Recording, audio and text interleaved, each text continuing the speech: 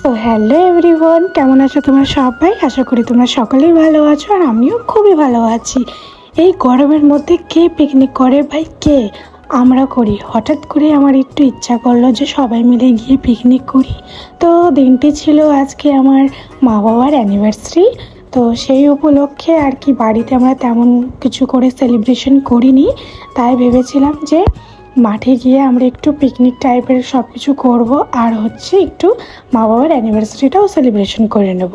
তো যেমন কথা তেমন সকাল সকাল বাড়ির সমস্ত কাজকাম করে আমরা তিনজনে গিয়ে আমরা প্রথমে উনুনটা কেটে নিলাম। দেন এখানে কাকিমা রান্না করছিল, আর কাকিমা যেহেতু মাংস খায় না, তো সেজন্য মাংসের দায়িত্ব বাবাকে দেওয়া হয়েছিল। তো এখানে আমাদের কষা কষা মাংস, পটল ভাজা, পাঁপড় ভাজা দিয়ে আর কি আমরা আজকের পিকনিকটা আপাতত সেরে নিলাম। সো ভিডিওটি কেমন লাগলো অবশ্যই জানিও। ভিডিওটি ভালো লাগলে লাইক, কমেন্ট আর চ্যানেলটাকে সাবস্ক্রাইব